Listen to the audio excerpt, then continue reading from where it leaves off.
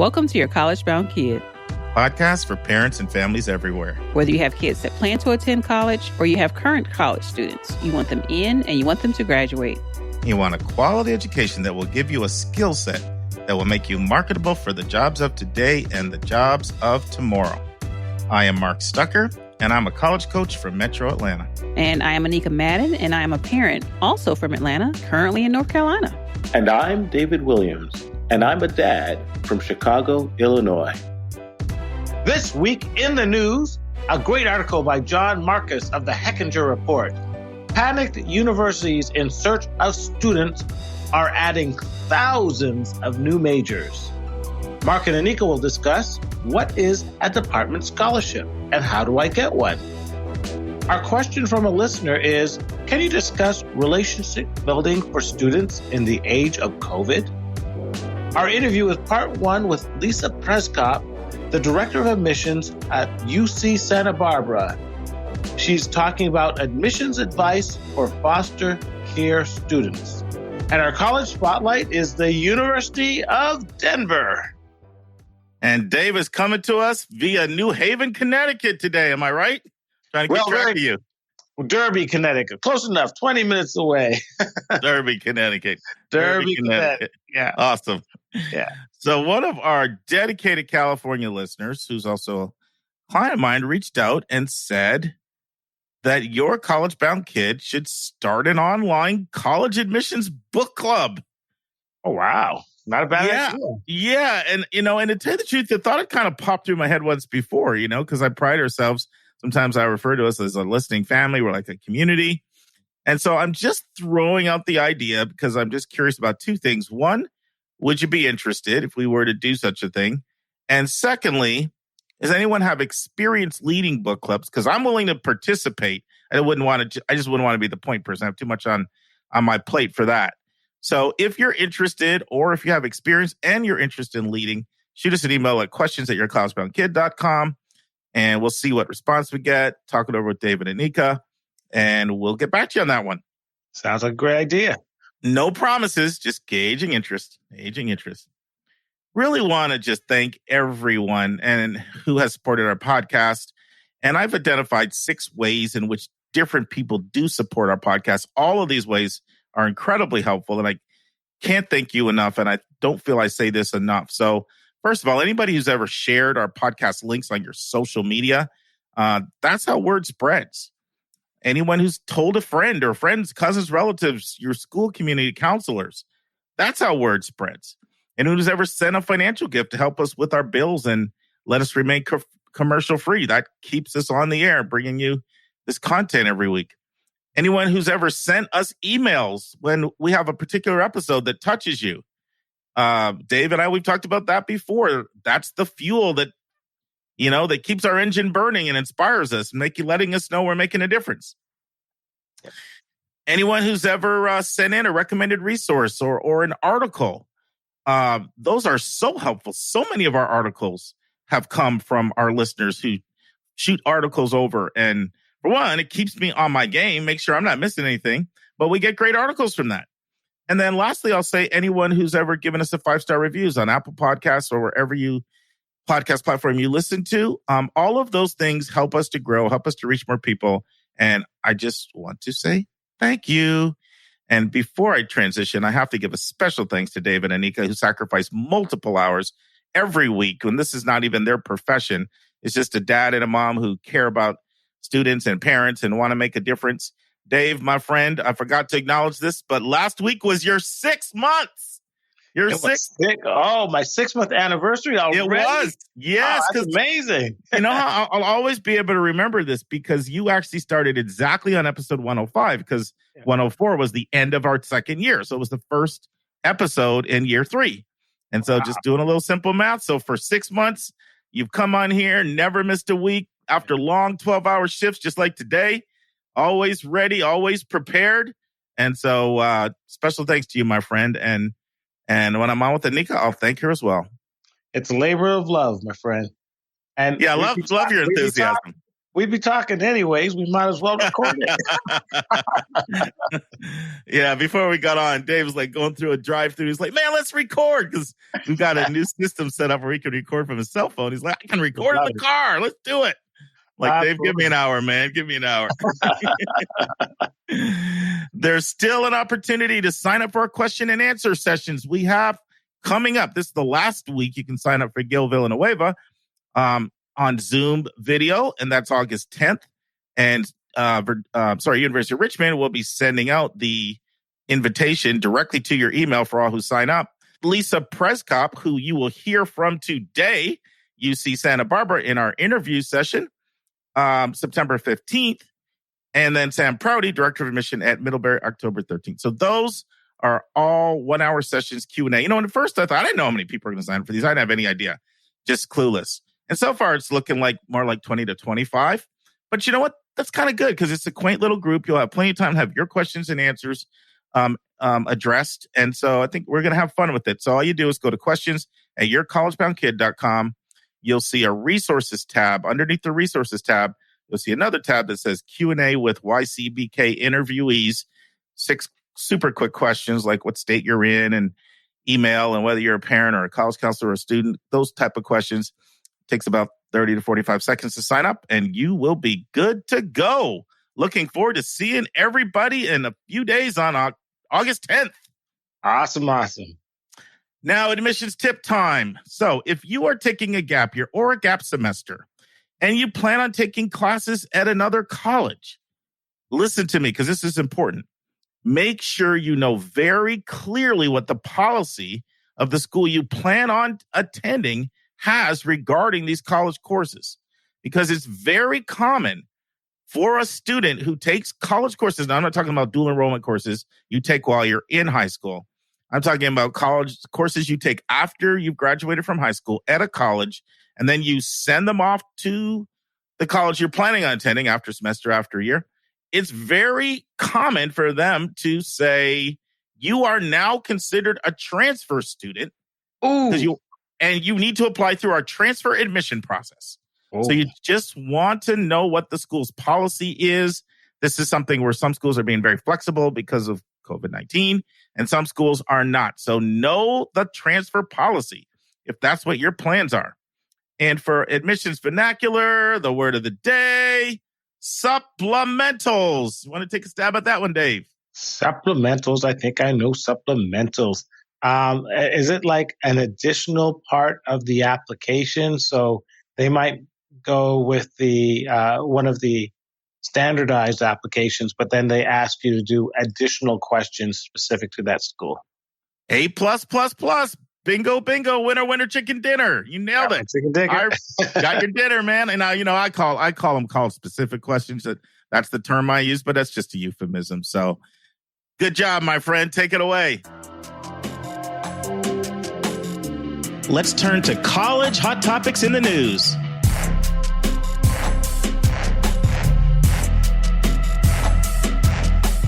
All right. Well, we have a great article today. It's a fun article. And it's called Panicked Universities in Search of Students Are Adding Thousands of New Majors. It's by Jon Marcus of the Hechinger Report. Now, these numbers are absolutely stunning. So the headline is that since 2011, there are 3 million fewer students. Part of that is demographics. Part of that is students doing other things before college. But despite that, there's a 21% increase in the number of degree programs. In fact, since 2012, colleges has added, get this, 41,446 degree or certificate programs. So let me stop right here, Mark, and get clarification. Is that 41,446 students to these programs? Or you're just talking about 41,000 like new programs, period? Yeah, so it's new programs, but they're not all degrees. A lot of them are the certificates. So it could be a 2-month program, a 3-month program, a semester program, or it could be a 1-year program or anything in between. So it's between degrees and certificates, but they're not students, they're new programs. Yeah, it's a lot. Okay. So what I'm going to do first is to tell you what new and exciting programs are out there. And then I'm going to stop, and Mark, we're going to discuss why in the world are they coming out with these programs. So have you ever heard this phrase, Mark, underwater basket weaving? Of course. Well, check out some of these new programs. There's a program in casino management that 15 colleges have instituted. And they've had 34 grads since 2016. So 15 colleges, 34 grads, casino management. This is a favorite of mine. And for anybody, 4 colleges in the Midwest, I might add, have added degree programs in beer fermentation. Even closer to my home, Columbia College added a program in hip hop studies. Emerson College, a very respected college, added a sports communication program with a minor in esports. Mark, what's an esport? We'll talk about that later. The Temple University has a master's in sports business. That I can see. But here's some crazy ones. Elizabethtown College has a program in peace education. But my absolute favorite is Goddard College, who has a degree in embodiment studies. And everybody's like, what is embodiment studies? It is, quote, honoring the intelligence of the body and its capacity for insights and liberation with respect to lived bodies, social bodies, and the living earth. So, Mark, I'm going to ask you, why in an age of declining student enrollment have colleges added such crazy programs? What is the reason? Well, I'm going to take a little contrarian view to you on this one. So one of the axioms that I try to live my life by is simply this, and I didn't make this up, but whoever told it to me, I thought it was profound, and I've loved it ever since. So if you always do what you've always done, you'll always get what you've always got. Right. So in this context, like you set the predicate, like schools are facing declining enrollment. And we've talked about it ad infinitum on this podcast, 6 to 8 major reasons why that happens, which I won't recite over and over again. So what are you to do? If you do absolutely nothing, then your options are going to be merge, close, or drastically reduce your size, massive layoffs of faculty, reduction of pay, administrative staff, faculty. Then you begin to have declining perceptions in the marketplace. So what a lot of schools have done is they have attempted to listen to where the public is. Now, you read examples of some of the more outrageous ones, but there are a lot of really good ones, like, for example, here's one. Dickinson College has a new certificate program in food studies, which covers things like globalization, art, culture, ecology, health, religion, and sustainability, social entrepreneurship. And I'll tell you one that sprung up throughout all the UCs is, a certificate program in college counseling. A lot of times universities and colleges, they have their head in the sand, to just be blunt. They get the reputation of being so ivy tower that they're disconnected for where the needs are. And if you look at the 10 fastest growing jobs right now, like more than half of them were not even in existence 15 years ago. So I commend schools for being cutting edge and for listening to where the demand, in the market is. I know when I was in admissions, we had to listen to, if we really, really listened carefully to the questions that people would ask. Are you offering this course, this curriculum, or this sport or whatever? That's how we went back and redesigned programs, courses, added new clubs, added new sports by the public demand. And so in principle, I commend schools for what they're doing. And even the whole certificate idea, like a lot of people can't do the 4-year residential thing anymore, but they can do something a lot shorter. They can also do it as a non-traditional student.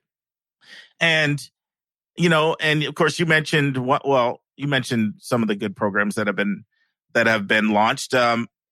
Three very popular ones that are spread across a lot of campuses are cybersecurity, data science, and data analytics.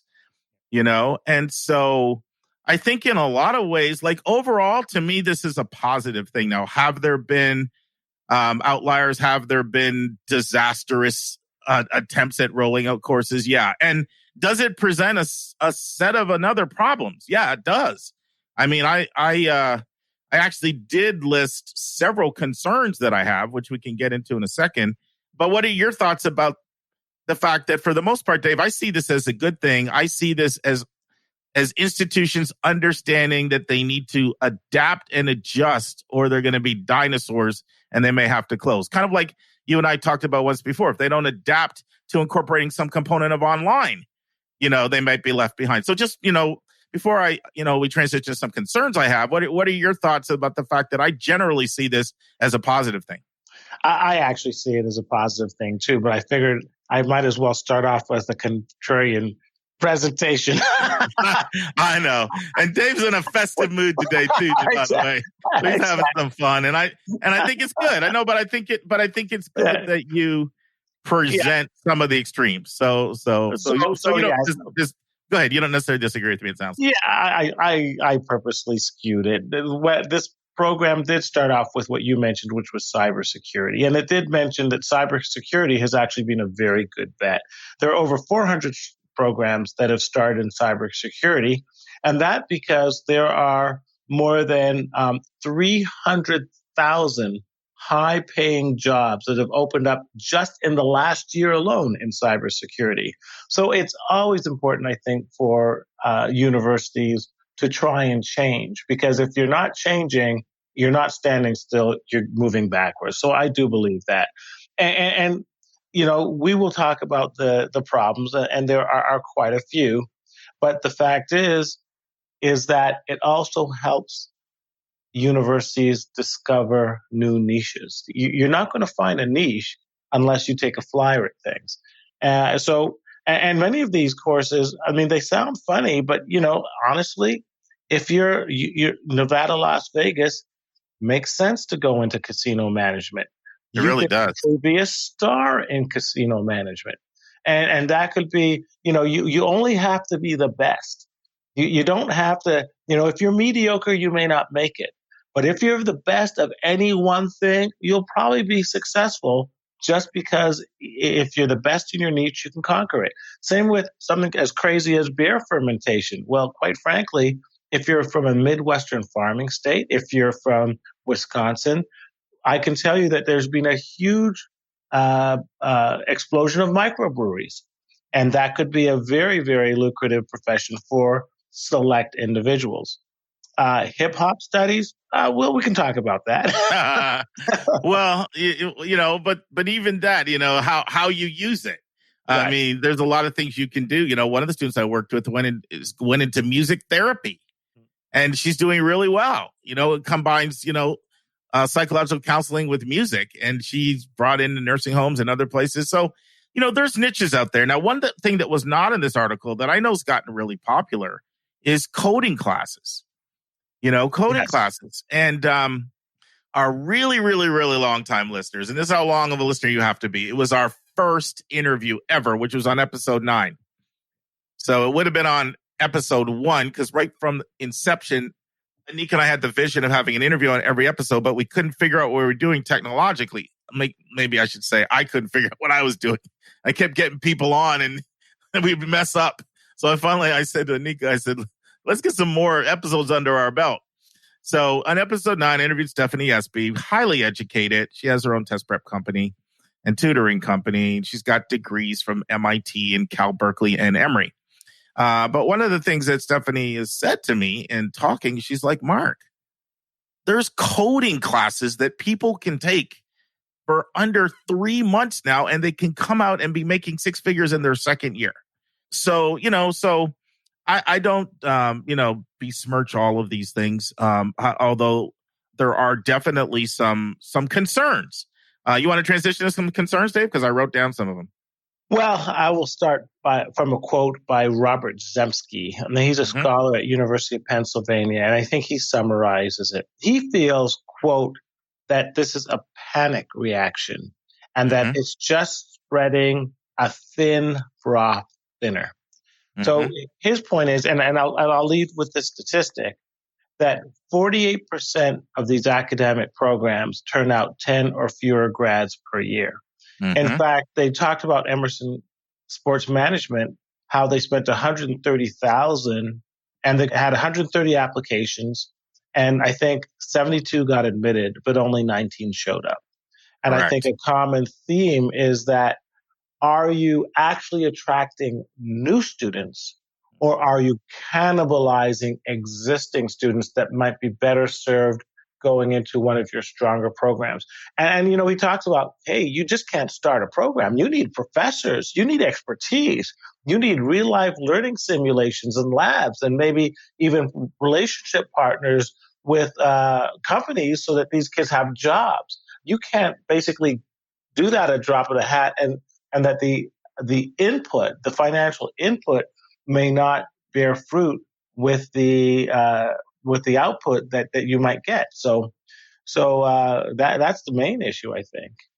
Well, yeah. You actually hit. I wrote down like 5 or 6 concerns, and you hit the majority of them with what you said. So first thing I had down was the high degree of summer melt, and you addressed that with the Emerson data, right? 130 applicants, 72 admitted, only 19 show up, and this year they've accepted 84 students, and so far only 18 have put down deposits. Right. So high degree of summer melt, that was a concern.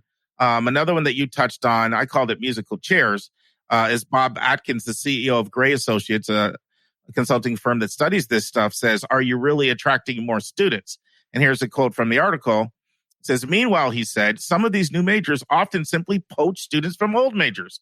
There's an assumption that if I have 10 new students in the class, I got 10 new students for the school. What you've actually done is taken 8 students away from one of your other programs. You've only added 2. So that's a concern. You also addressed the third thing I wrote down, which was hastily planned programs. Nobody's going to advocate for that, right? We're always going to be about excellence. But somebody that hears about something, doesn't put the legwork in, the research, and rolls out something that's sloppy and I would say leads to disrepute of the institution. So that's something, and it's not worth anybody's tuition dollars. So that's another concern. Not all of them, but some. Now, here's another concern that came out in the article.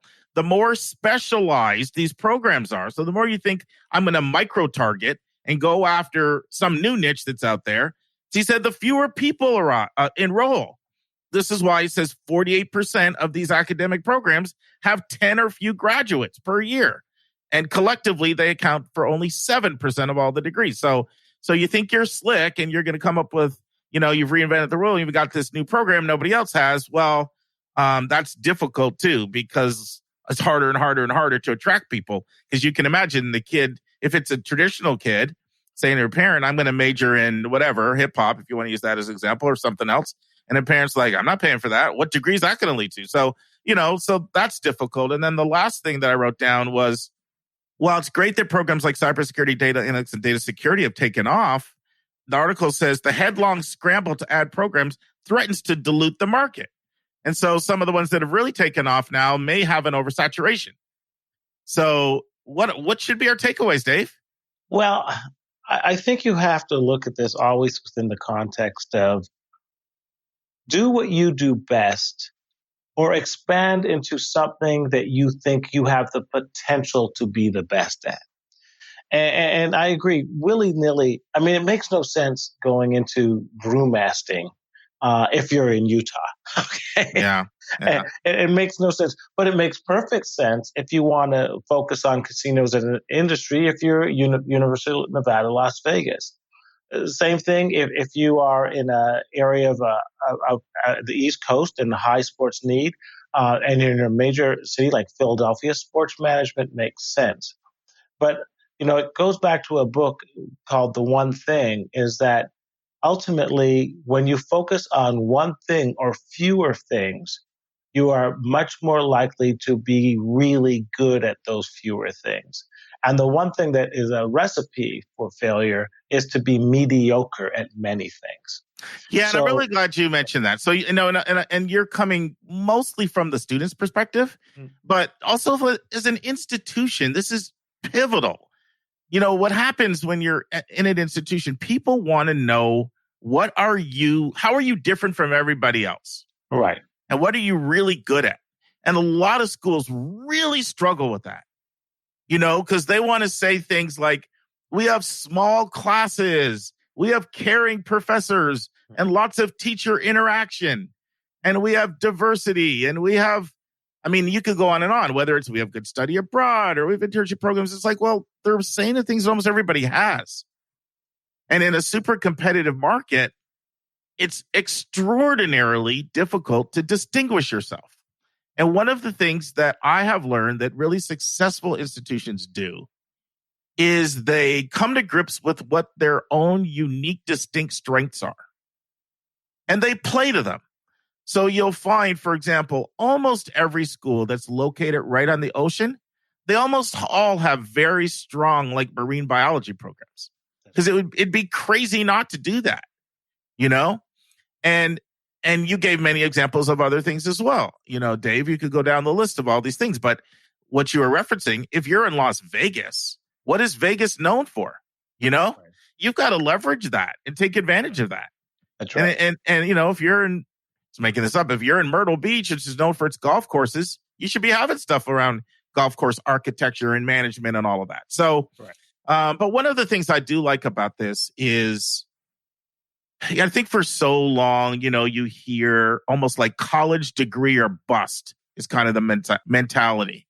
And increasingly, more and more and more, companies and organizations are going more to skill-based assessments, and other forms of credentialing are being respected if you have certain skill sets.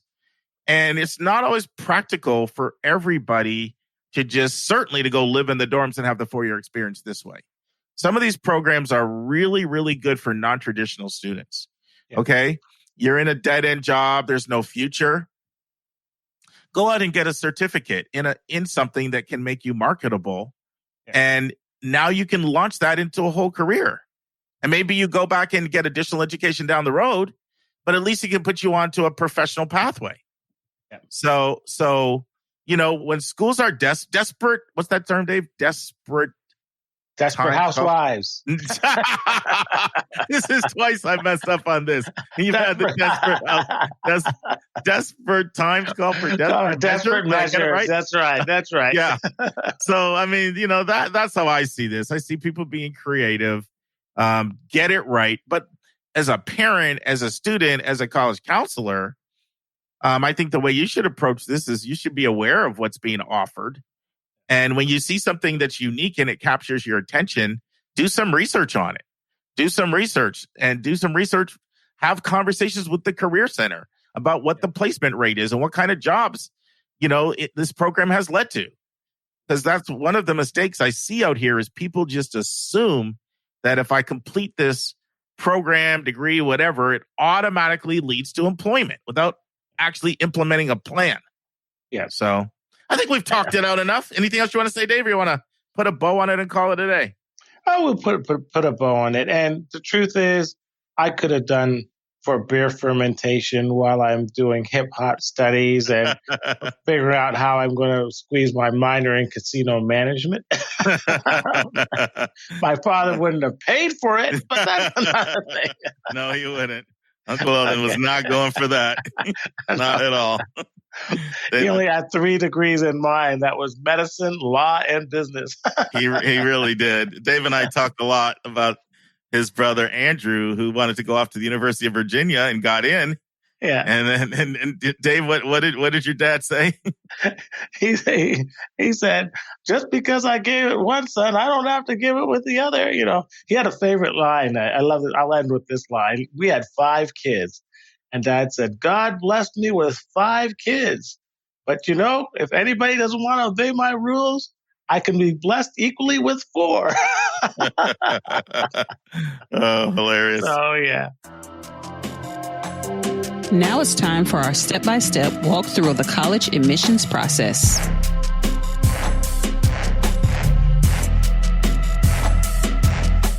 Okay, Anika, I forgot last week to congratulate you and thank you because last week, episode 131, when we talked about athletic scholarships, was our official 2.5-year mark. Whoops. Happy past post anniversary, belated anniversary. Dang. Okay. Does it feel like 2.5 years? No, it does not, by the way. So yeah. Well, remember we were going to launch 6 months before. We even did one episode, remember? Then we decided to go back to the drawing board. So we've been at this thing for about 3, but good gracious. Well, that's awesome. Time flies. When you're having fun. When you're having fun, not when you're not having fun. Ever had one of those jobs where you're just staring at the clock? Yeah. Too many of those. Fortunately, I haven't had one since odd jobbing it through college. All the jobs I took, but I know that feeling. Okay, friends, we are in chapter 132. For you first-time listeners, we go chapter by chapter through a book that I wrote called 171 Answers to the Most Asked College Admissions Question. And this particular chapter, it takes a look at the question, what is a department scholarship? And how do you get one? So, Anika, you read the chapter. What jumped out to you? Well, I did read it. That's a fact. Let's see. I hope so. So there's so what they are and what they're not. Okay. Mm-hmm. So what they are is that they are scholarship awards that are given out by the departments within a college or university. Yes. And it's awarded within that respective field of work. So like business, agriculture, education, whatever. Yep. The good thing about what these are is that these aren't just for freshman students, incoming students. These are for students who are currently in college and also for transfer students. So that's one thing that they are. Well, a couple of things that they are. The department is totally in charge of, the award. They dictate all the rules around it. And then, around deadlines and things like that. And then I know that you did this beautiful outline of what Iowa State does in terms of their time frame for, just like we said, freshmen, current, and transfer students. So before you dive in, Mark, I want to get with your what you call it, your college vernacular. Okay. You've been listening. Yes, because here's the thing. So we call it, you say this is a department scholarship, right? And I think about North Carolina A&T, where I work and where my child is going to school. Yes. So we are a university, and what we call these, so we have colleges within the university. We have 7 colleges, right? Very common. So we don't use the term department scholarship. We say a college scholarship. So College of Education, College of Engineering. And so it's not necessarily a department. Obviously, like the department chairs administer the awards and they do all of that. So I just wanted to put that out there in terms of all the variations that may or may not exist. I'm actually really glad you did that because everybody's going to apply this to their own individual situation. And that's not that atypical. It's not that uncommon, what you said. So it is helpful. Like, you're not the only ones doing that, is what I'm trying to say. So that is helpful for you to come back at me and you want to take over admissions vernacular, man, and come on with Dave? Negative. Do that segment? No, you got it. You coming from my job? No, that's so great. that I just want to throw that out there. And then the things that they're not, like the things that department scholarships or college scholarships are not.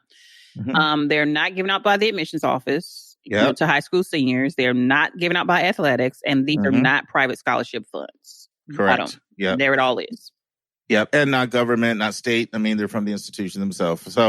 So, do you have any questions for me? Because I know I have one for you. Well, I guess I just want to make sure. Well, I wonder if as you have these different deadlines for these different types of students. I wonder if that's some strategy around it. Because, we always talk about how these schools are trying to build their enrollment and all that stuff. I don't know if it has anything to do with that, but why don't all these kids have the same deadline, like a current student versus a transfer student versus a freshman student? Why is that so complicated? So you kind of answered the question earlier on that without knowing it. Remember when you said, it's basically each department, or in your case, college, is in control. So they're just meeting amongst themselves, and they don't want to do other coordination with everybody else. So that's why. Okay. So because they're almost like their own entity unto themselves, they're not conferring really outside their department in terms of setting their rules and regs. So that's why you get a bunch of different things. Makes sense. Yeah. Anika and I are so grateful for everyone who has financially supported our podcast. It allows us to pay our staff and cover our other auxiliary expenses involved in having a weekly professional podcast. At the start of every month, we're going to start sending a special gift to anyone who financially supports your college-bound kid. I will be sending our donors this bonus content once a month directly to your email. The bonus content will be between 10 to 15 minutes in length. Usually it will be a college-related topic that I'm passionate about. Occasionally, it'll be another bonus hot topic in the news segment. Sometimes it'll be an answer to a question that one of our listeners submits to us via email. And you'll receive these monthly audio blogs for a gift of any amount. We know that $5,000 to one person is $5 to someone else, and we don't want your budget to be a hindrance to you receiving this additional bonus content. So if you want to support our show, just go to yourcollegeboundkid.com and click the donate button. And if you've already financially supported our podcast, you will automatically start receiving this bonus content via your email. This bonus content is our way of letting our financial supporters know in a tangible way how much we appreciate you. And if you have any questions at all about our monthly bonus content, just send your questions our way. That's to questions@yourcollegeboundkid.com. Once again, questions@yourcollegeboundkid.com. So my question for you, as you mentioned, I did take Iowa State's Department scholarships at the time I wrote the book. So 2018 year, I put that into the book. Now, by watching and observing and looking at that, because I know you have the book in front of you, what are some things that you notice and observe? If you had to make a few observations from their offerings. Based on these offerings, it seems like the deadlines, or I guess the beginning periods of when, the applications, where you can submit your applications, they're consistent, maybe within a couple groups. Or maybe I would actually say that they can vary. No, you're right. I'm looking again. Yes. It's like, no, that's not right. No. Yeah. So the timeline, the applications open, the deadlines can vary. That would be one thing. Mm-hmm. And any other? No, I'm putting you on the spot here. Any other things you observe looking at it? I'm looking hard. It seems like the dates, the deadline dates, are kind of consistent around December and February. So I would say consistent in terms of, I wouldn't want people to think they're going to be the same from one department to the next, but you can expect that these are not things that are going to happen like in April or March usually. Right. So they are, right. Yeah. And that's a good observation. Mm-hmm. Well, and I think, Mark, only because I dabble in this a little bit with my own job, right. They still have to be in sync with the financial aid office. So they still have to be somewhat within their kind of time frame in terms of when the work made, versus, when school starts and classes are being built and things like that. So correct. So that's one of the reasons for that. Yeah. You experience it with your own job. Yeah, there's a need because people are trying to figure out how they're going to pay for college. So you're doing this too late, it doesn't necessarily help. Right, exactly. I think that's all I can see for now. So let me throw some more in, some other things that I'm observed, because I'm looking at the same chart you're looking at. One is a lot of different departments offer them. So in this particular case, you got agricultural and life sciences, you got business offering them, you got design, you got engineering, you got human services, you got liberal arts and sciences. Okay, then there are also some graduate school ones and veterinary medicine.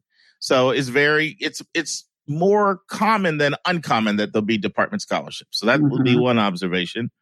Another observation is when we talk about deadlines can vary, there can be a different process for transfer students and current students. They can have a different process in terms of timelines. And some schools make them available to incoming freshmen. So why would that be important, Anika, to know? What you mean versus the incoming freshman? Well, I guess you got to divvy up the pot.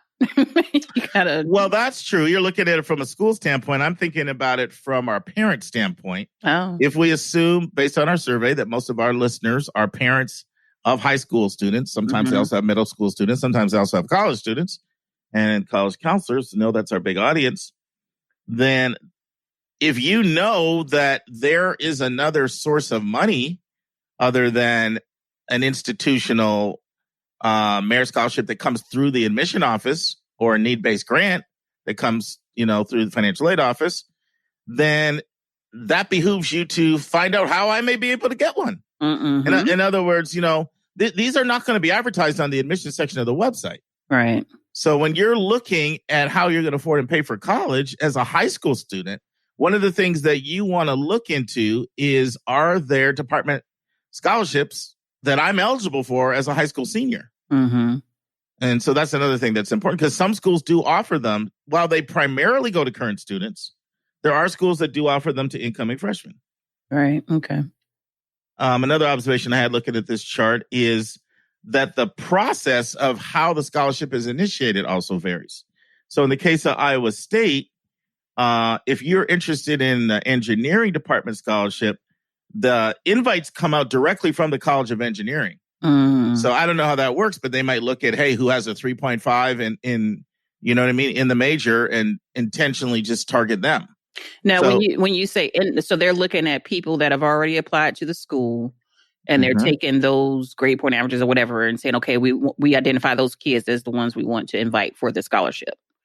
Yeah, because in that case, that's the process for incoming freshmen, right? Okay. Because that's, you notice there's a different process for current students and for transfer students. For them. Right. They have different deadlines and a different process. And specifically for engineering, I'm talking about. So for you listeners, you're not looking at this chart unless you have the book. But for engineering students who are transfers, they can apply from January 1st all the way to August 1st. If it's a current student at Iowa State, they need to apply between January 2nd and February 1st. But if it's a high school senior, then the College of Engineering, would send an invitation out directly to them. So they must do that in coordination with the admission office, obviously. Must be a student that either indicates engineering is a major they're interested in, or, I'm not sure the nitty gritty, so I don't want to get beyond myself and say something wrong. But I can read. Invites come from the College of Engineering. I think Iowa would appreciate student. that. Mark, don't be messing with my stuff. Oh, Iowa State would. Those are fighting words. Don't call them Iowa. Oh, Iowa State. That's the rival. Oh, God. Sorry, Iowa State. So I think those are the most important things. But this is another potential source of money for high school seniors. Mm-hmm. And certainly it's also something that you can be aware of if your schools you're looking at do not offer it to high school seniors, that is there for you as a current student. So a lot of people don't know this, and it's understandable, because when you think about how you would find this out, you typically have to go to the department website to find them on the website. Mm-hmm.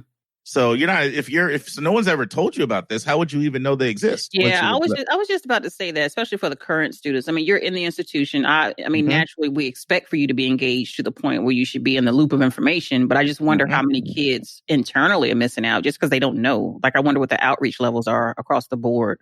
A lot of them. But I do want to say something about that. I've said this before, but I can't say it enough. If you're a current student and money's a concern with you, you need to have a relationship with your financial aid officer at the college. A lot of times they're assigned based on name, maybe somebody A to G and like H to L and like M to S, that kind of thing.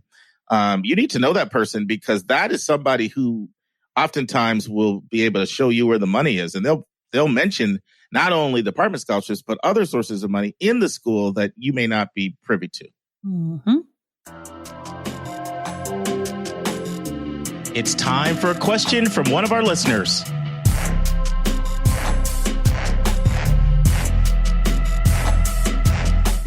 Okay, Anika, let's do our question from a listener. What do we got today?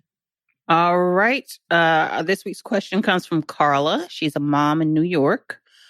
And Carla says, do you think one of your very near podcasts can discuss relationship building for students in these times of COVID-19? Great question, Carla. Thank you, Carla, for sending this in. So, this is really, really, really important. Dave and I talked about on 131 last week how much of a stressful time this is for all of us in this process, students and parents. But all of us as individuals, we all have a sense of belonging, a need for a sense of belonging. Colleges often refer to it as community, importance of community. And this goes all the way back. I'm going back to some psychology people got in 101 Psych. It was a long time ago.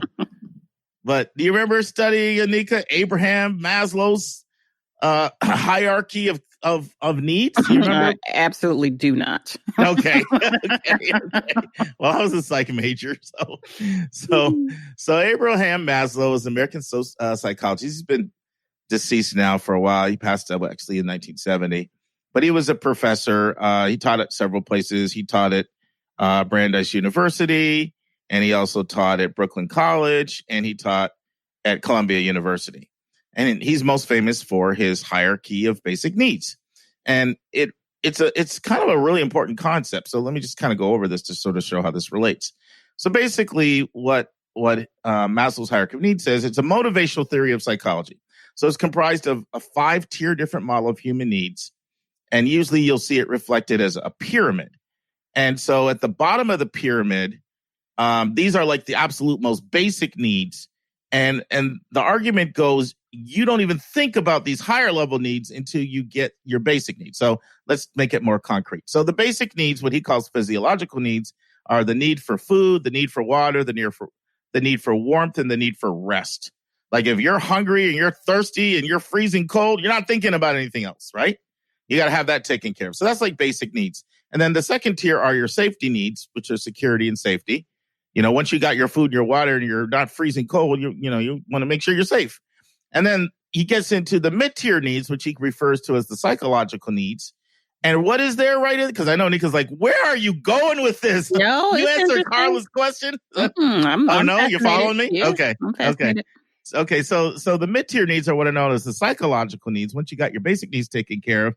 And the two that he identifies in there are what he calls belongingness and love needs. So this is really what Carla's question is getting at. And how does he define that? He says it could be basic friends, or it could be more intimate relationships.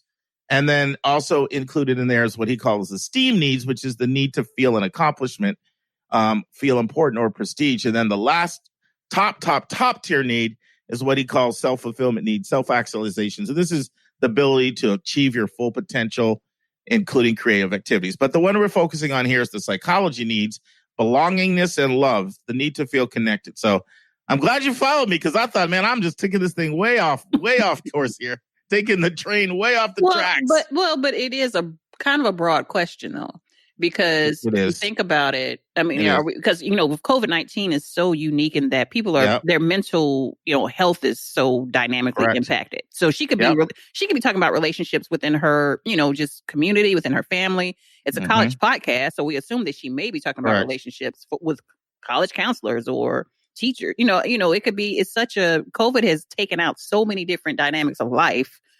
Like, you almost have to touch all of that. But I am interested. I would be interested to know specifically what she was referring to. Well, I know that, Anika, because I had a little bit more correspondence with her back and forth on the email. Okay, good. And so she has a son who's a rising who's just graduated, who's about to go off to Columbia University. Oh, nice. So speaking about Columbia, where Maslow taught it, So he's about to go off to Columbia University. And so that's what she's specifically talking about. Like another aspect of that adds to the stress is, how can you get a sense of connection with everything going on? Because I can't go visit campus, meet everybody there. So that's kind of the bigger context, right? Right.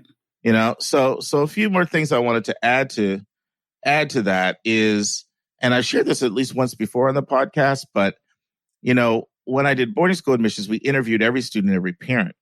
And my favorite question in every interview was, what is your biggest fear? Love to ask that question. It was so revelatory. And I would say more than 70% of answers fell into one of two buckets, without them saying these exact words, although sometimes they did say these exact words. And this is how I described it. Will they like me, meaning other students, and will I like them? So what I learned from that is that there's this inherent stress that all students have that is in the category of, am I going to fit in? Am I going to find my tribe, I call it? People like me. So that's all in the background. So the good news is colleges are very much aware of this. So what are some of the things that colleges often provide, and what are some things that you can do on your own to be assured you will find your tribe and to begin to connect with your tribe in advance. That's the key. If you can start to connect with your tribe in advance, then it significantly assuages the angst that people are going through over the summer months of, will I like them? Will they like me? Will I find my tribe? Will I be happy there? Will I adjust? All of that. Mm-hmm. And so, first of all, there's the social media communities, and the colleges are using all the different ones. I said Faceback. Ugh. That's my subconscious disdain for Mark Zuckerberg, who I do not like at all. Really? Let's talk about that later. Wow. Okay. Yeah. You must not be following what's going on with Facebook, or you would know. I am, but I wonder about your disdain. Why you're so... Well, they banned 300 Boogaloo groups. Only amongst pressure. These Boogaloo groups are these people are trying to start a second civil war. And they had to ban them only amongst intense advertiser boycott pressure because as long as he can make money off it, he was cool with that. And don't even get me started on, the last election, the role of Facebook. Sorry, Carla, we digress. Sorry. Go ahead. Sorry, Carla. Keep going, Mark. Keep going. I didn't take a shot at Zuck. Okay. All right. So social communities, and Facebook, Instagram, Snapchat, Twitter, TikTok. Now, Instagram's really a big one there, but these communities and schools will, they will send out links and let you know about these things. And nowadays it's gotten so sophisticated because I know when Joy went through, they're using these communities to go in and interact with people and pick a roommate before you even come to college. Mm-hmm. I mean, I was not even thought of 10 years ago. Right. So, but there's connecting with the social media community. So that's one way you can get in. I've already interviewed the CEO of Zimi on our podcast. We already talked to Jessica. She was on. It was a blessing to have Jessica Diddick talk about how Zimi is ideally designed for that. Because Zimi has these communities where you can go in and talk to people, and they're very authentic, and you can learn what it's like. So that's a possibility. Another thing you can do is you can ask your school counselor at your current high school if they know of anybody else from your school that has attended the college you're going to, or you can just reach out to all your social circles and find out, do you know anybody else that's attended? And that can be just helpful, actually, maybe that's not the person you're going to hang out with, but maybe just being able to ask the questions that you have about particular things from students that are actually there. That can do a lot to diminish anxiety in the transition. And then if there's something that's really important to you, let's say, for example, let's make it more concrete. Okay. Let's say you're really into environmental issues and you want to be very involved in that. That's something you care deeply about. So you look up the environmental club, reach out to them, find out if you can talk to and connect with certain students there. Once again, this is finding your tribe. And once you find people who are like-minded to you, that's a lot of times when the air just comes out of a balloon and just gets diffused, and you start to get that enthusiasm, that excitement as you meet people that sort of have your interests, and you can talk to them and correspond with them and build some semblance of a relationship with them. And then the last thing I want to share, and then I'll see what your thoughts are, Anika. Mm-hmm. Do you remember me talking about living learning communities? Yes. LLCs? Okay. Mm-hmm. Now I'm putting you on the spot. What's an LLC? Well, I'm going to assume that it's one I'm going to try to remember that it's one Janae is involved with, the honors program. Yes. She's living in the honors dorm. So she'll be around her honors community. Yeah. Correct. Mm-hmm. So LLCs are booming, and I love them. So Janae is in the honors community one, but they have them for almost every imaginable interest, right? You have the social justice ones, the environmental ones, you have the language ones, you have the engineering ones, and the business ones.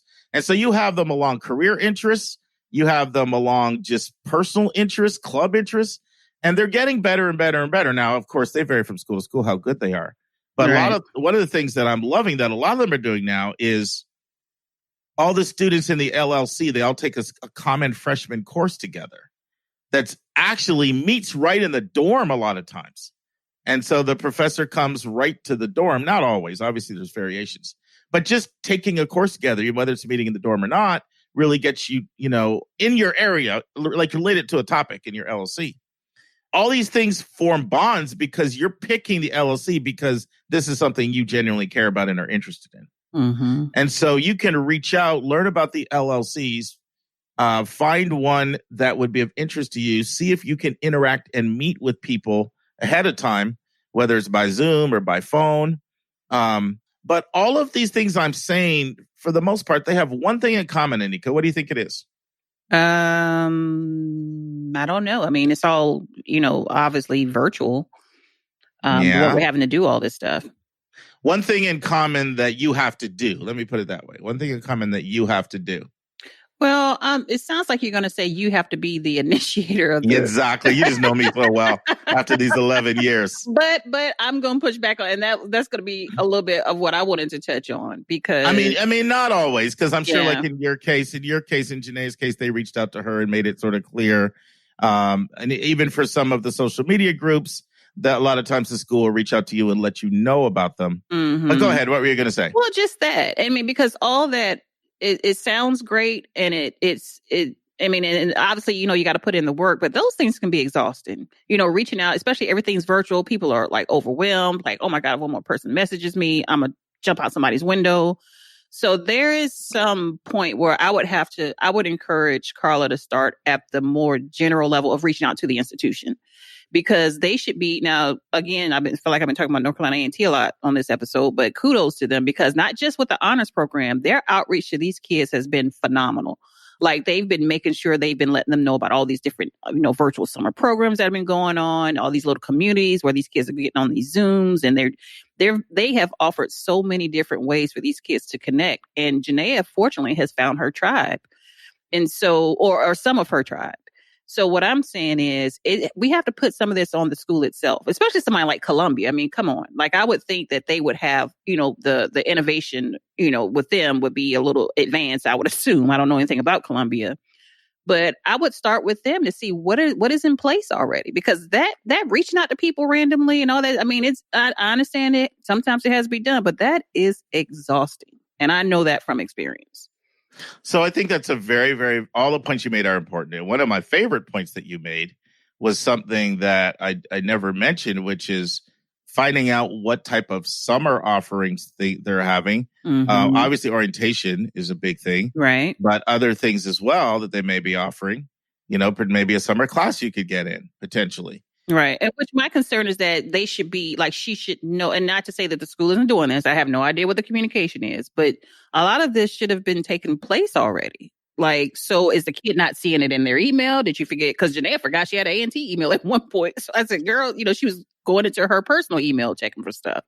So it's by the way, we can't emphasize that enough. I'm important to check your email. Right. You can miss stuff or it can be going to spam and all that. But So here are my thoughts on what you're saying. I think everything you said is apropos and relevant. I'm really glad you spoke up and said all of it.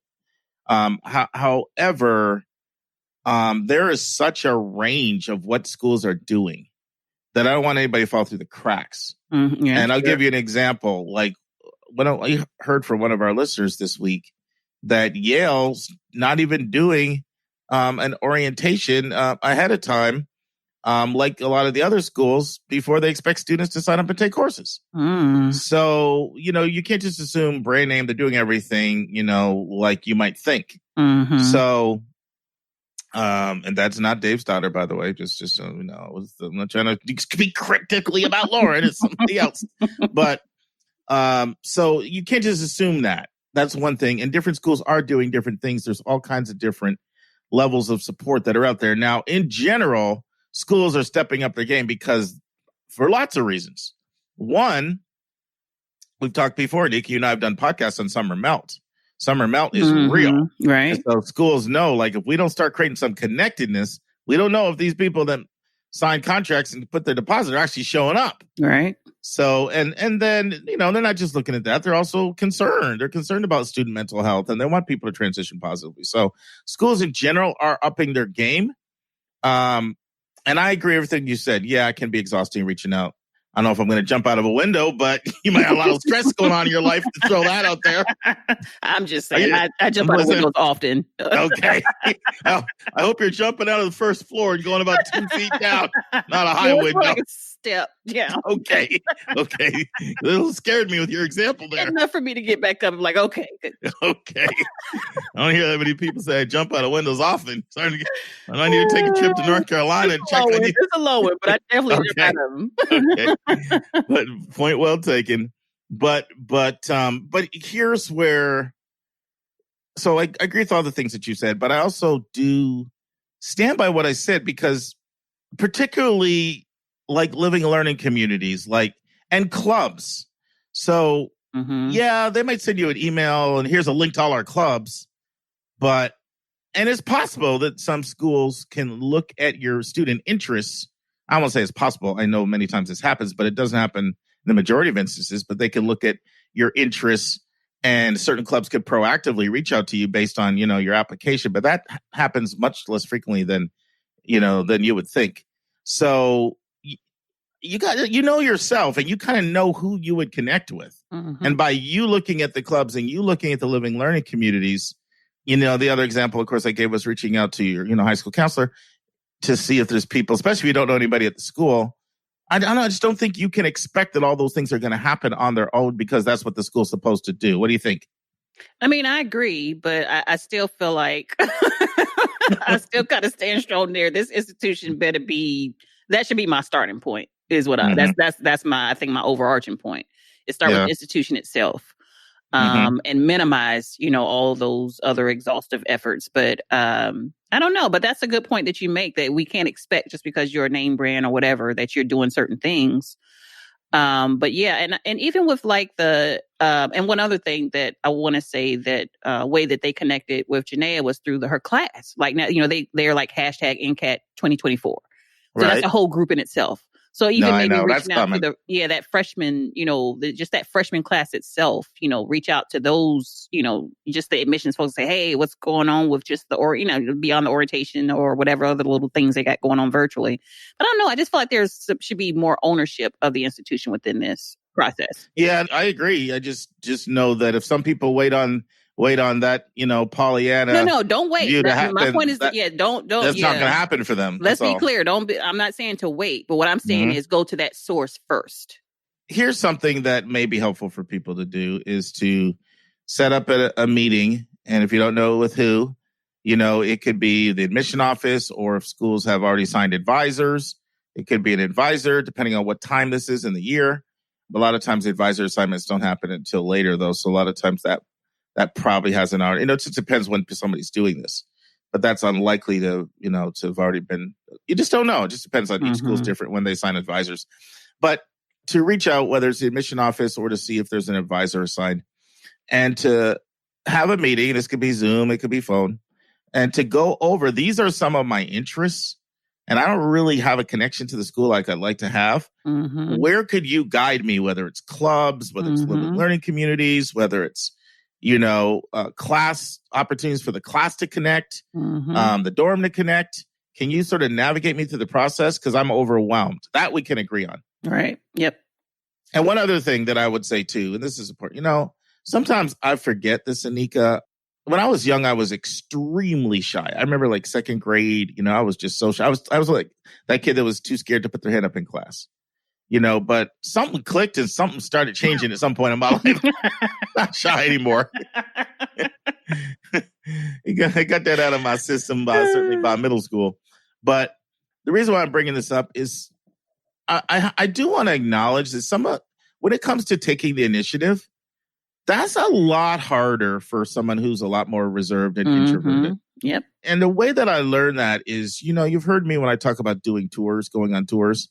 And I would tell all my students, go up to a stranger. They're not going to bite. Just introduce yourself and say, I have 2 questions for you. I'm considering your school. And what I realized is for some of the students I work with, that just was just too much for them to do. Right. Like for me, it just seemed like really simple. Like, now, if you're nice to them, they're nice to you. 90% of the time they do it for me. And here you got a 50-something talking to like a 19-year-old girl, and then they talk to me. So, you're like 17, 18-year-old talking to 19-year-old. They're going to talk to you.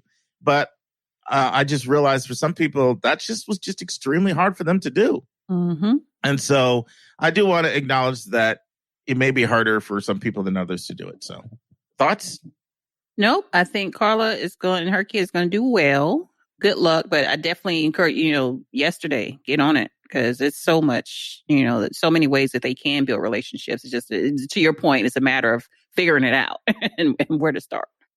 Part 1 of the series will be Lisa talking about foster kids, something she has a real passion for, foster youth. But she starts out by giving her interesting backstory. Then I introduce the topic, advice for foster youth in the admission process, and once they enroll. Lisa gives a definition of what a foster youth is. Lisa then explains why so few foster youth go to college. And finally, Lisa explains why she cares so much about foster care students. Listen and enjoy. And now, this week's interview with a special guest.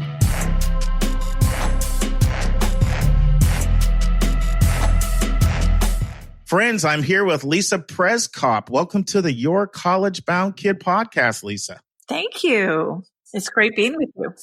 Thank you. I tell you, I'm very, very excited about this. And listeners, I'll tell you how I met Lisa. I was at the College Board Conference in Washington, D.C., and Lisa and a number of other directors from UC schools were on a panel about admissions to UCs. And I was very impressed with all the things that Lisa said, as well as her personality. No pressure, Lisa. Wow. Nice. And so I asked her afterward, would you want to be a guest? I think our listeners would love to hear from you. And presto, now you're here. So why don't you give us your backstory and walk us all the way up to what you're doing now? Wow. Yeah, I remember that moment very clearly. Well, my background is that I grew up in San Diego, California, and not particularly happy household. And really, college was definitely not something that was expected. I don't ever even recall it coming up as a topic of conversation really in our house. And, I was always kind of jealous watching other friends prepare and talk about dorms and going away to college. And I always thought that would be so fun, but that costs money. And I knew we didn't have money. And, it was just something I never really talked about, but really inside hoped that something like that could happen for me, but wasn't really realistic about it. And then my senior year of high school, a teacher, I'll just never forget, pulled me aside and said, you know what? You're smart. You should go to college. And at that point, I think it was late into my senior year. So for me, community college was the only option at that point. So I went to my community college. I laugh when I look back at it now because I literally didn't know anything about college. I did not know financial aid even existed. I didn't even know the idea of it. And I laugh now because I probably would have been fully funded for, my books and all those things at the community college. But I, was working almost full time to pay for my fees and for my books. And, one day I was getting near that point where I'd finished everything at the community college. And I said, I wish, I need to figure out what to do now. And somebody, it was very random, just said, oh, you should transfer to UCSB. Just a friend. And I said, where is that? What is that? I knew nothing about the UC system. I knew nothing about Santa Barbara. And very naively, he said, oh, it's a school on the beach. And I said, well, that sounds great. And so, I went into the college center and I said, I think I'd like to go to UC Santa Barbara. And they said, the deadline's tomorrow. Wow. So I applied and somehow through luck or greater powers, I ended up at UCSB and got very involved. I was a resident assistant. I was on the summer orientation staff. And, the dean of students at the time, I was chatting with her and she said, well, what are your goals? What are you going to do when you graduate? You're almost done. And I said, you know what? I'm thinking of writing a proposal. because I knew nothing about college. I didn't know anything about financial aid, and I just got here by luck. And I think there's probably a lot of people like me out there, and maybe I could write a proposal and the university would fund me to go talk to students about college. And she kind of giggled and said, there's a whole office that does that. Again, my naivete at the time, because I did not know colleges offered tours. I didn't know any of this stuff. And so I laugh now because I think it's rather ironic that I got my dream job straight out of college. I became an admission counselor for UC Santa Barbara, and now I'm the director of admissions. And, just kind of a blessing. I ended up where I ended up. And so it's just, people have asked, why have I stayed so long? It's like I got lucky and I found my dream job straight out of college. So this is what I do and I love it. So 2 things. One, let's give some love to the community college. Are they still around? Yes. Where you went? Yeah, Grossmont College in San Diego gave me a great start and transferred fully prepared. So it is a great way to start. I just wish I had taken advantage of the financial aid that was offered.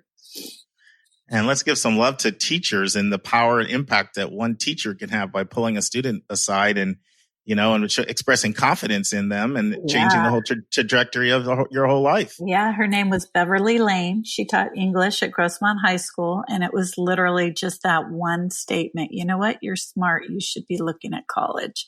That's what did it. Well, I know you skipped a lot of chapters in there because I think, we've had a lot of deans and directors and senior level people of admissions on the podcast. I think you may have the record, 35 years at one school. Am I right? Yes. Yep. One school.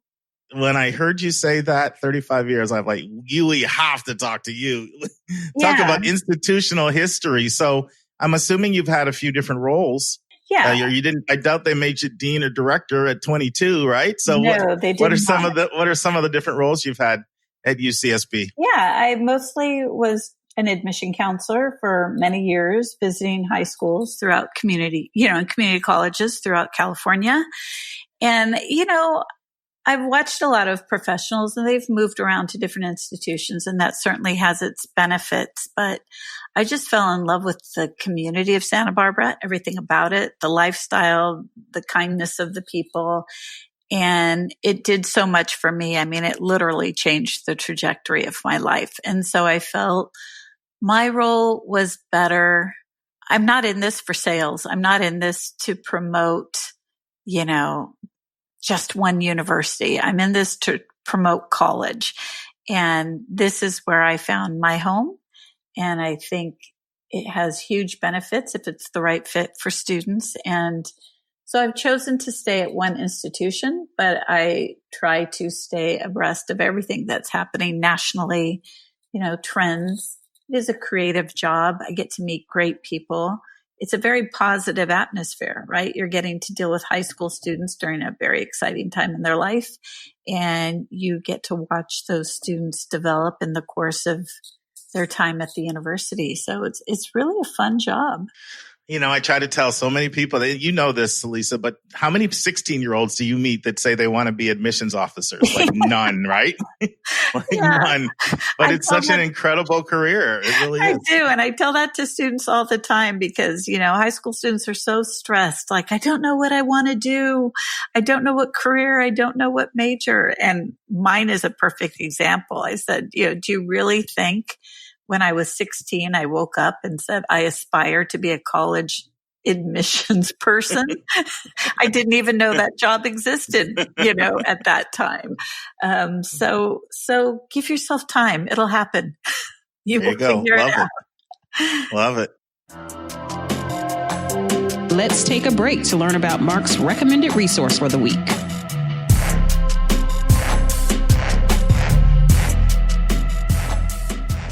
Friends, one of the most brilliant thinkers who has contributed so much to our understanding of social mobility and college access is Raj Chetty.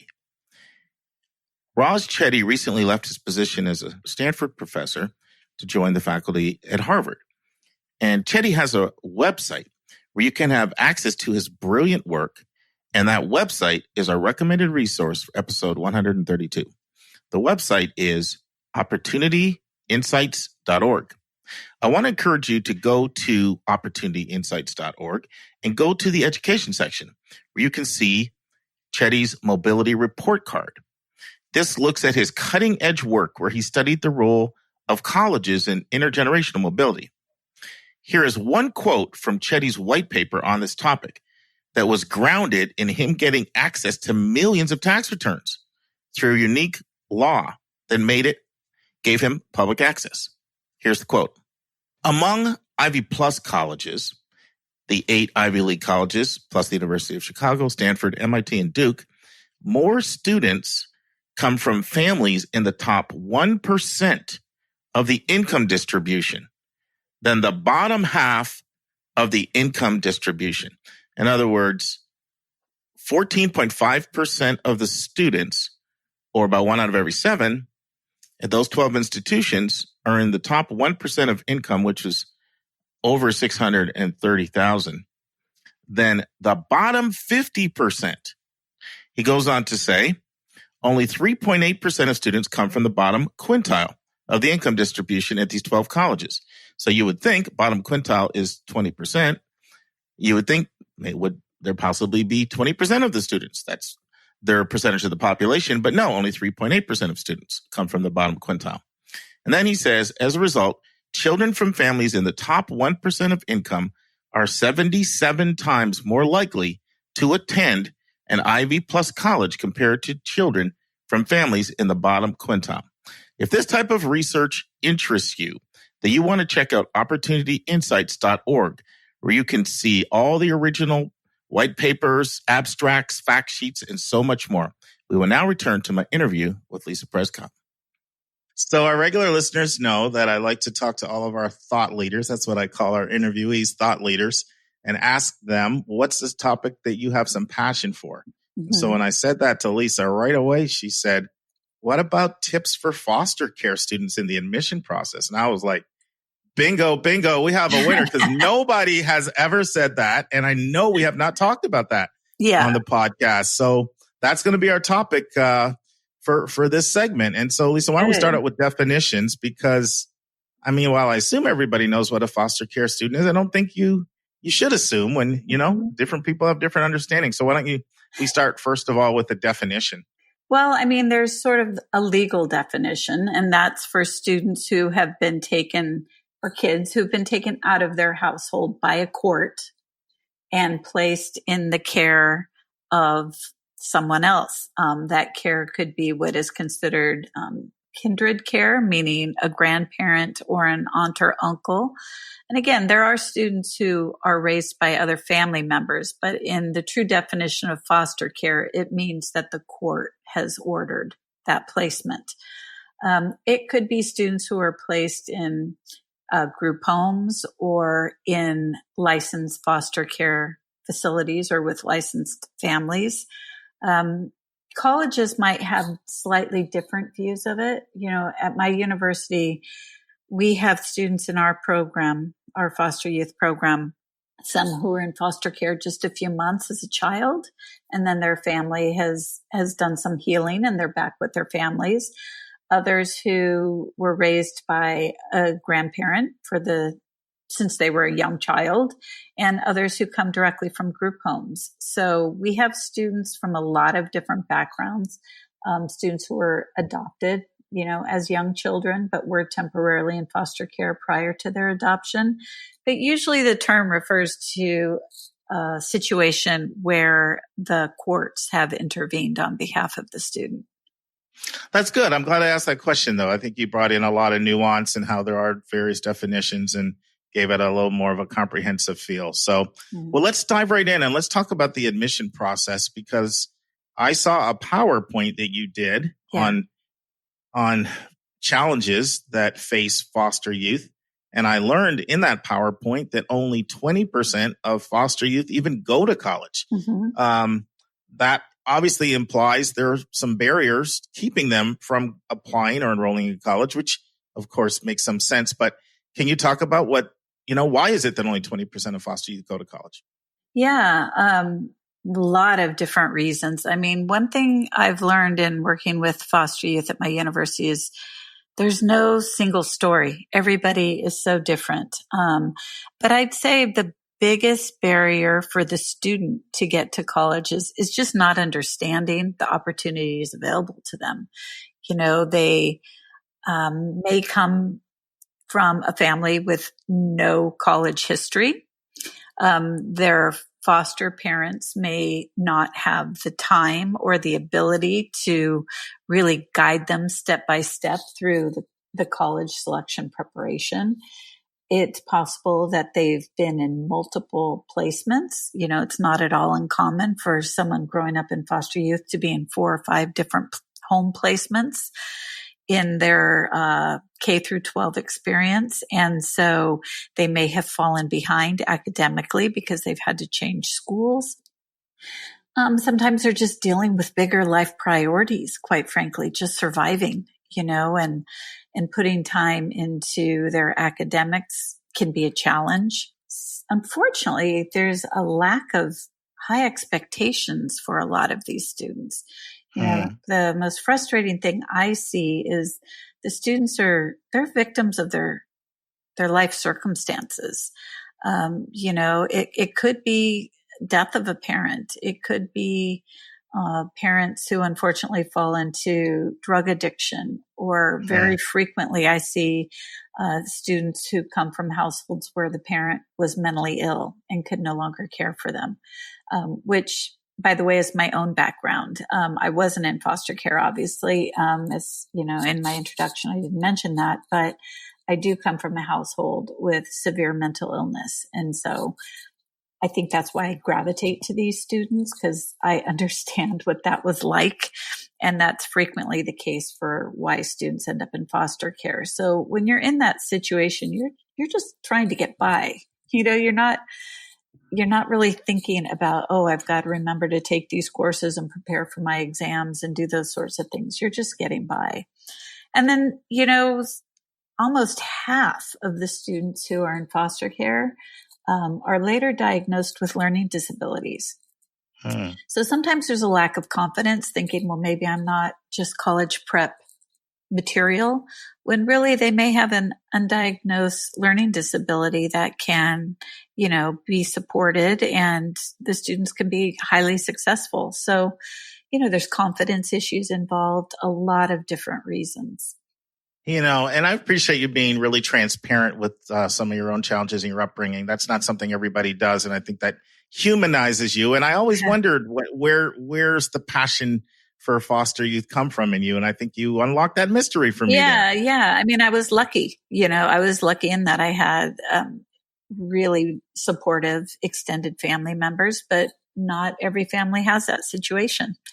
And a lot of the students in my program ended up in foster care because of mental illness in the family. And all those barriers you mentioned, they make so much sense, because I think just about first gen students and the obstacles they face. And I think one of the things I think that middle class families really take for granted is when a student has seen a model where both parents went to college and graduated. And going to college is not something you even think about. It's just like the air that you breathe. Right. But if you have no models around you that did everything like that, it just feels like this Herculean task, if it even is part of your consciousness at all. Exactly. No, even with my own children, from the time they were toddlers, we talked about, when you go to college someday, when you're in college. So it's just been a part of their everyday existence, and they both went to college, but if your family never even talks about it, or if you're just trying to get by in life, these are things that are seen as a luxury, or even for only the lucky few, without realizing that you should be totally looking at those options for yourself, and it's your right to seek those options. Next week in the news, rethinking effective student learning experiences. A great Inside Higher Ed article by Patrick T. Terenzini. Mark and Anika will discuss, how does the typical family pay for college? Our question from a listener is, what is the application process for BS/BSN nursing programs that offer direct admission? And we're in our final part of the interview with Lisa Przekop the UC Santa Barbara admissions director on admission advice for foster care students. And our college spotlight will come to you from Massachusetts, and it is Tufts University. Yes, next week, Tufts University in Medford, Mass., just outside of Boston. But now it is the University of Denver. Yes, we had a little 2-week hiatus on college spotlights, but that's because Gil Villanueva was giving us his own spotlight on Richmond.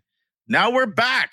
We're back on our spotlights, and this was a fun one for me, largely because my brother in Denver. Norm, yeah, not only is Norm in Denver, it's more than just Norm is in Denver. Norm's my only brother, and Norm and Dave are like the two guys I'm closest to in this whole world. And then his brothers after that are right close on that list, who all known each other for like our whole lives.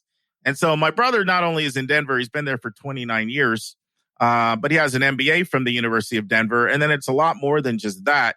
He's gotten extremely actively involved at the University of Denver in the leadership capacity.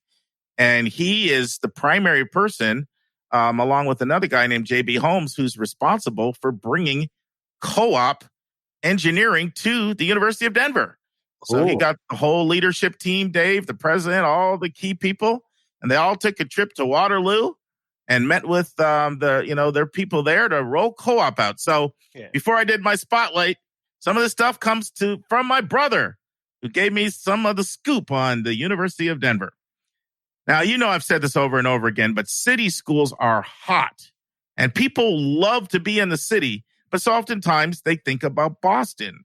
They think about Philadelphia. They think about Atlanta. They think about New York. They think about Chicago, or they think about Miami, or they think about Los Angeles. Those are the first cities that come to people's minds. But Denver is an incredible city. This is a city that's growing. It's a city that's got beautiful views of mountains, clean air, clean water. And in the University of Denver, you've got a school just 8 minutes from downtown. And so you get all the best of city, but you also get a lot of the best of what nature has to offer. And as a private school, you get a tremendous amount of personal, individual attention. And I can always tell when a school is hot because more and more of the students I work with start asking me about it. 10 years ago, hardly anybody asked me about Denver. Now I consistently get asked about the University of Denver. And I'm talking about all over the country, not just in Colorado. And by the way, from heretofore, I will refer to it as DU, which is what everybody there calls it. So it is the University of Denver, but everybody there just calls it DU, Denver University, DU. They are the pioneers is their nickname, and they were founded when Denver was still a territory, hence the name, the Pioneers. So you ask yourself, well, how did they become such a hot school? Because they are a hot school. Trust me. If you look at their applications now versus 5 years ago, 10 years ago, 15, 20, tremendous difference. And our regular listeners know when I interviewed Stephen Antonoff on the podcast, he was once the admission director at the University of Denver. And he and I had a brief discussion as to how Denver became so hot. And part of it has to do with the growth of that whole area, but some of it also has to do with a president who became a prodigious fundraiser and brought in multi-millions of dollars and just upgraded the whole campus and able to pay faculty and staff so much more. But another reason, we've talked about the value of sports. Dave, Denver has 4 sports where some years they are the number 1 school in the country. And it's really put them on the map. Hard question. Take a guess what the 4 sports are. Wow. Well, I'm not going to say football because that's University of Colorado. And we already had one of the listeners break on me on that one. Yeah. Oh, yeah. When we said they're in the Pac-10, then you said the Pac-10 doesn't count because they don't win national championships. So we know. Yeah, you got busted by a Boulder listener. I remember that. I know. So he's got me on speed dial. I would say it's got to be number 1. Skiing's got to be on the list, don't you think? Good job. Skiing. And by the way, UC Boulder's also up there for a very, very strong ski program too. So yeah, obviously a lot of people at Denver has got incredible skiing, and that's a huge draw. So good for you. 1 for 4. Okay. See if you can get at least 2 for 4. I know it's a hard question. All right. Are women's sports included? Yeah. Women's sports, okay. Women's basketball? No, come on, No. man. Oh, okay. When's the last time you saw Denver take down Connecticut? Remember, Denver's D1. Denver's D1. Well, they're not That's taking down Connecticut or Florida State or Notre Dame or Stanford in women's basketball. Sorry, Dave. All right. Well, I I feel like taking away your credit for getting skiing right after that. I got Me Too exposed. Okay, no problem. Look, I got to say, maybe track and field. No. So anyway, okay. good try. I'm way off. Phone a friend, Anika. Anika's not the one. You need Norm on this one, man. I need Norm. That's right. Yeah. So lacrosse, they've just become a real powerhouse, and they'll go toe to toe with like the Marylands of this world now, which is also a powerhouse program. You know, that whole area in Mid-Atlantic is just ridiculous when it comes to lacrosse. But Denver has gone toe to toe and consistently been in the Final Four. Ice hockey. Oh, yeah, man, I should have gotten ice hockey. Yeah. That makes sense, yeah. Ice hockey. And then his one would have been harder to get. I thought you were going to get it when you said women's sports. Gymnastics. Oh, yeah, there you go. There you go. So, so that's put them on the map. And that's really, especially, I think lacrosse a lot has really allowed them to tap into a lot of prep school kids from the East Coast. And you know, I see so much interest in the boarding school community, the private day school community on the East Coast in the University of Denver. And it's just gotten their name out there. But they've also made substantial upgrades to so many of their programs. So let's go a little bit more into some of the unique things. Now, one thing Norm said, let everybody know Denver is the only private university within 1,000 miles of the Rocky Mountain Range. So if you're a Rocky Mountain lover and you want private university, you don't have a lot of options. Like you could go to a Colorado College, you know, and that's a college, and you see Boulder public. But if you're looking for mid-sized private school between Tulsa and the West Coast, they're the only game in town. And a lot of people like their size. I mean, they have a very, very attractive size, around 5,700 undergrads and about 5,700 grad students. So you get a school big enough so it's not super small, you know, 11,000 in total, but at 5,700 undergrads, lots of small classes, lots of individual personal attention. And I'll get a little bit more later into the stats of class size and things like that as we continue to move through this. It's a tight campus, self-contained, 125-acre campus, only 8 miles south of downtown. Nice architecture, various architecture. You got the limestone, you know, you've got the Colorado sandstone and copper. And so wide range of different architecture, nice campus, beautiful nature shots. If you are into observatories, Mount Evans is the world's loftiest observatory. Not that far from campus, 14,265 feet up in the air. So you can just, I've obviously been to see my brother many times, but I've never been there. But the next time I go back there, I got to get to Mount Evans. I can only imagine what those vistas are like. Now, DU make sure that you're grounded in a foundation of world knowledge. So they do require every student to participate in their core curriculum. And many things are included in their core. They teach scientific inquiry, analytical inquiry, language, writing, and rhetoric. You have a wide range of courses to pick, but you've got to take courses in that core. And one of the things that they pride themselves on is, listen, we're not giving you any teacher's assistants, and we're not even giving you junior faculty. We will require our most senior faculty to teach those courses, so you're getting the best of the best. So that's one thing. They also have a very strong program when it comes to learning support. So they, if you're a student or a parent, you've got a child that needs accommodations, very, very effective learning effectiveness program to help students there. Now, they're on the quarter system. Do you remember anything what I've said in the past about the quarter system, Dave? Well, it's rather unique because it actually includes the summer. And you actually had a special podcast on how to actually look at the quarter system. And I think one advantage is that you can actually do a larger variety of courses in a shorter period of time. Is that correct? Correct. It moves really fast, but you get a lot more choices to pick from, and you can make it work with internships and things like that because of the flexibility going abroad. I've said this before. The last time I brought up the quarter system, I'm saying it again. I did a 15-minute segment on the differences between quarter system and semesters. And if you're interested in that, I'll just send you the audio blog. Just shoot an email to questions@yourcollegeboundkid.com and ask for that. But it's important to know the differences. It actually wasn't a podcast, Dave. It was just something that I'd sent out as a gift to some people who had supported us. That's so. I remember that. Heard it. Yeah, some have heard it, but most haven't heard it. Okay. Now, DU, it's interesting. It lacks a lot of racial diversity. That's one thing it really needs a lot of improvement on, and we'll give statistics in a second. But one thing it does have, it has a lot of diversity when it comes to type of kid. So, part of that is their success they've had at penetrating the East Coast private school scene, where they've been very effective at making inroads both in the private day and in the boarding school scene. So they have a lot of those East Coast kids that, tend to be a little bit on the preppier side. But it's also very popular in California and in the Pacific Northwest, where kids tend to be a lot more laid back and a lot more outdoorsy.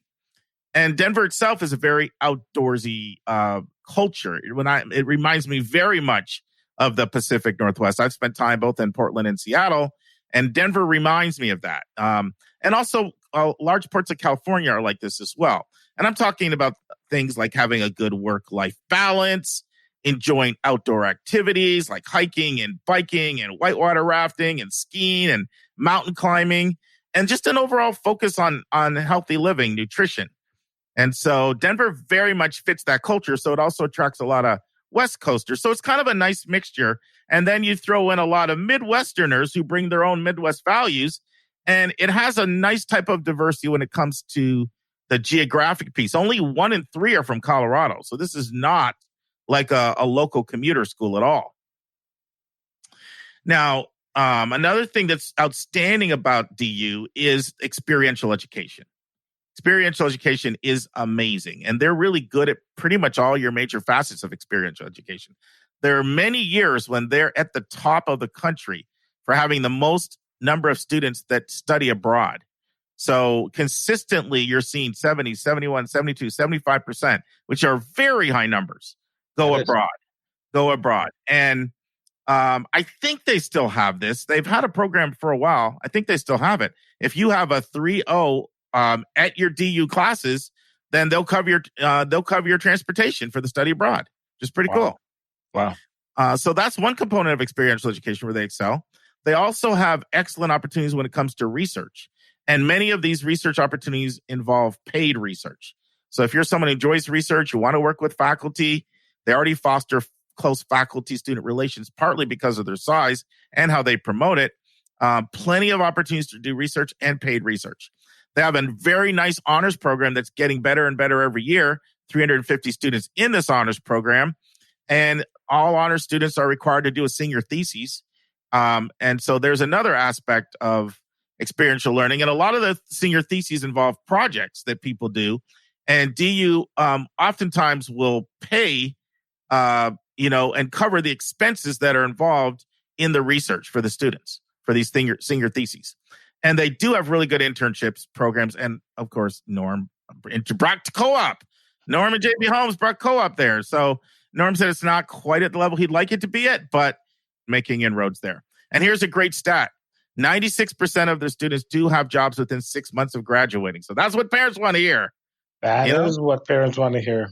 And it's even higher in certain fields like accounting. The numbers are even higher. So I'm going to just stop for a minute, Dave. I'm a little bit past the halfway point and see what you want to comment on.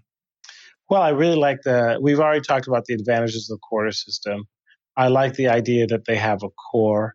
I'm interested in what is composed in rhetoric. That's an interesting designation for the core. And I'll tell you, there are 2 cities that have been seeing the most amount of growth just in popularity, in price point, and just in terms of the presence in my 35 years after high school. And that is Seattle and Denver. I know that because those are 2 of the regions that never have any ER jobs. So I can't say I've actually visited it because there's no place for me to work in Denver.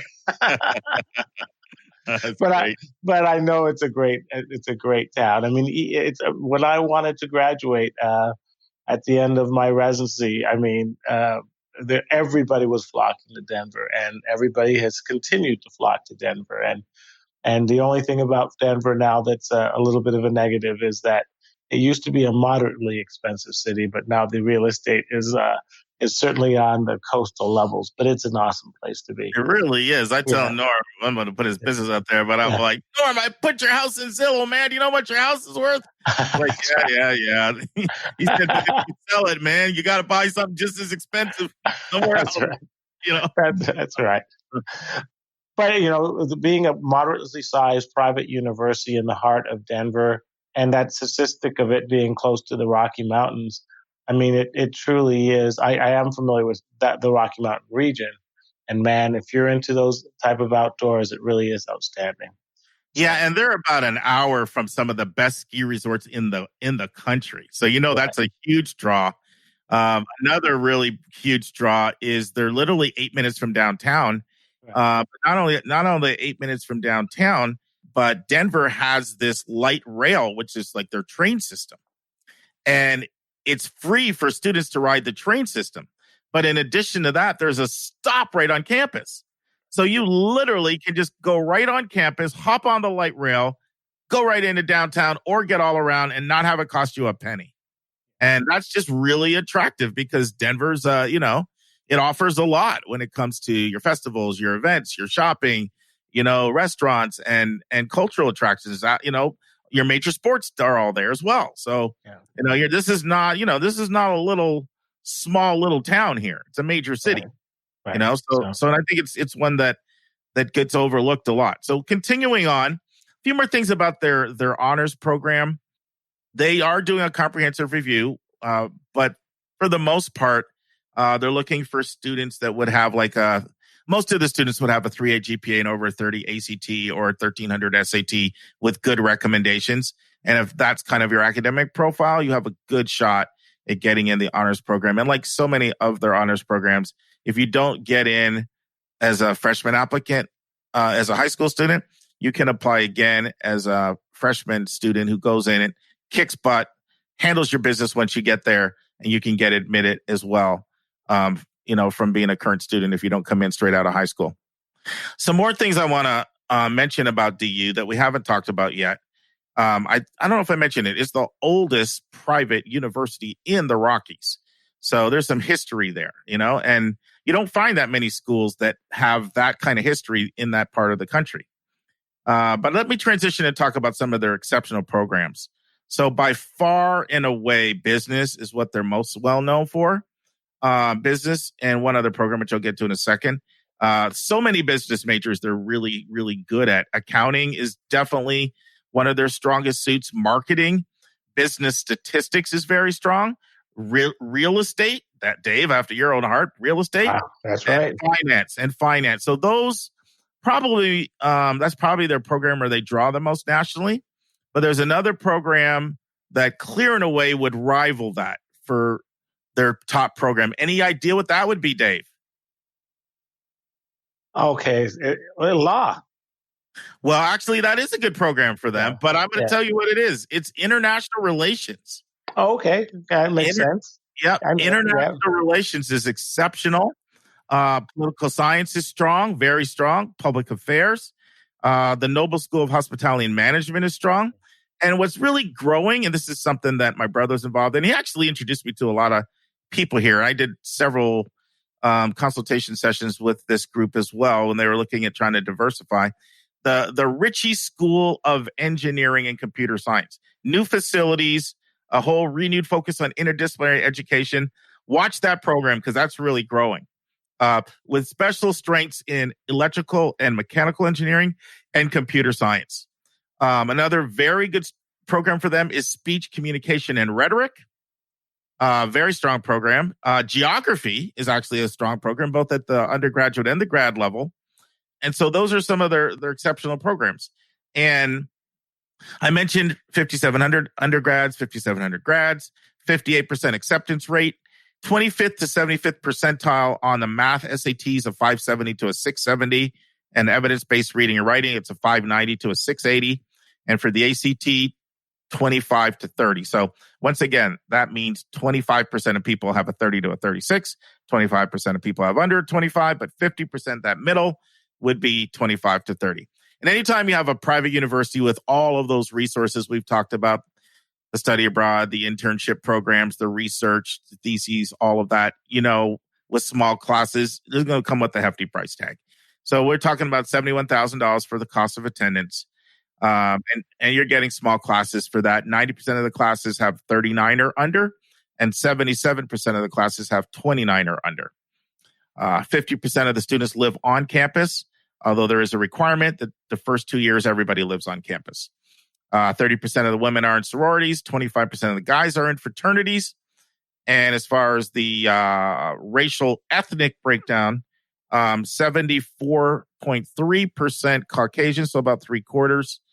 And then your next biggest group is your Latinx group. And that makes sense because that's the biggest student of color group in the Colorado. So 11.8% of students would be Hispanic Latinx, 7.5% international. And then you have 4.6% multiracial, 4.5% Asian, and 2.2% Black or African American. That's a little bit about the racial diversity. As far as a little more international, the 7.5% come from 52 countries. And 87% of students return for a second year. We call that the retention rate. The graduation rate within 4 years is 65.3%, which is more than 50% higher than the national average of 41%. So, and then, of course, the 5 and 6 year graduation rates are going to be a lot higher than that. So, Dave, do you know any alumni that graduated from DU? Oh, I'm sure there's some celebrities. I guess John Denver isn't one of them, is it? Good guess. Throw the Denver off there. Well, I'm going to throw 5 of them out here. All right. And I bet you know at least 4, if not all 5 of these people. Okay. So first of all, remember I talked about the strength of their international relations program? They've had a lot of heavyweights come out of there, but probably most famous, Condoleezza Rice. Condi Rice. Okay. Well, I knew Condi went to Stanford. No, she was the provost at Stanford. That's right. Okay. Correct. So she got her bachelor's at Denver at age 19. Oh, she already had a bachelor's at 19. Oh, wow. And then she went on and she got a doctorate. She also got a doctorate from DU as well. Yeah. So Condi Rice. Now we're going to go all the way in the direction of comedy. 62-year-old Sinbad. You know who Sinbad is? Oh, yeah. I sure did. Yes, I do. He was with Dwayne and, that Spelman College and, what was that? Sinbad and I know who he is. How about a different world, are you? Not that. A different world. It was a different world? You said Spelman. I thought it might be that. So that's right. Yeah. So now we'll go in another direction. Neil Simon. Simon. Yes, the Goodbye Girl, famous playwright. I thought you'd know these people. And now we're going to figure skater Michelle Kwan. Won the gold in the 1990-something Olympics. Well, you're going to go 5 for 5 because I know you know this last one. I'll give you a hint. A basketball coach that has something to do with San Antonio. Oh, I know. Greg Popovich. That's right. Pops. That's right. So there's DU, everybody. There's DU. Great school. It's a school, especially for, so many reasons I find I put it on people's list because not only do a lot of people like to be in cities, but they like that size a lot. And they like the, certainly like the business program, the international relation program. But those other programs are growing, both the engineering, the comp sci, and just the nature piece, it's just that if you like that part of the country is different than other parts of the country. Like one day you're skiing and then the next day you're hanging out in downtown Denver, then you're mountain climbing. Like you really can sort of get this is why my brother loves it. Like don't even ever talk to him about leaving that city because he's like glued in there forever. But he just loves, I love the mountain views personally when I'm there. But the one thing I don't like is there's snakes when I go on the golf courses there with my brother. That's right. But it's not the bad ones. Hey, I almost had an alligator chase me in Florida. So that's right. So, That's right. snakes, alligators, those are rattlesnakes, man. Those are not a joke. The Diamondbacks. But I'll tell you something about Denver, too. I mean, people go there because they want to stay in Denver. It's like University of Washington. You get like people coming from all over the country and study there, and then like they all stay. They all stay. Yeah. They don't leave. It's just a great area to be in. Well, and the great thing with the internship program, they're coming out with jobs. And so give DU a look, especially if you're looking for, a small, mid-sized school. You want to be in a city, but you like that self-contained feel. Yeah. Don't just think about East Coast cities. There's a lot more out there. Yep. Very good school.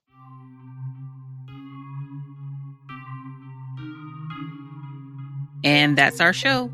A big thank you to you, our listeners, for tuning in this week. Your College Bound Kid is produced by Dave Vasaya of podcastengineers.com. If you find this podcast helpful, it would help us tremendously if you would subscribe and write us a review on your favorite podcast listening station. And please be sure to click the share button and send this to someone you know that can really use this information. The amazing music that you hear is by Victor Allen Weeks. Our image editor is Tauha Khan. Webmaster is Stalianos Dimitru. And marketing designs are by Kimberly Blass. And if you want to get a copy of the book, 171 Answers to the Most Asked College Admissions Questions, you can go right to 171answers.com. And if you want to have a college coaching session with Mark, you can send him a text to area code 404-664-4340.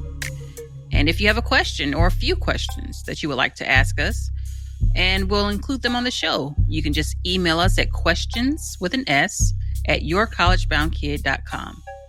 Every week, we'll take one question and include it in the episode. We don't like your questions. We love your questions. So send them our way. And by the way, check out our website, yourcollegeboundkid.com. Again, we thank you for tuning in, and we look forward to meeting with you again next week.